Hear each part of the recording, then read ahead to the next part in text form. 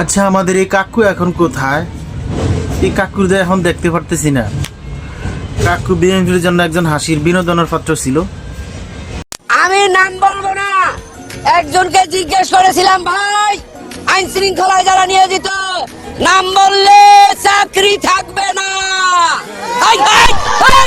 আরে শালার বুতেরা চুপ থাক। উনি বললেন আল্লাহর কাছে, ওই শালার বুতেরা দেন, শালার বুতেরা আরে বাড়াইতে হয় না, আল্লাহর কাছে বিচার রইল।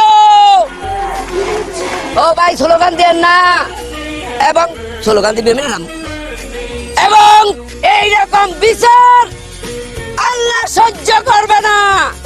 যার হয় তুমি ঠিক দাও কেন না, শালার পুত ভোট দেন না, আবার ঠিক দাও। সবাই হাত তোলেন।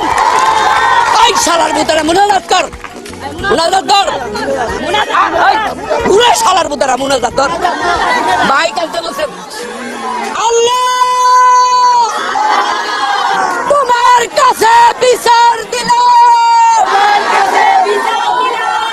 আমি সন্ত্রাসীদের সাথে কোনদিন মনে মনে খুব বিশাল।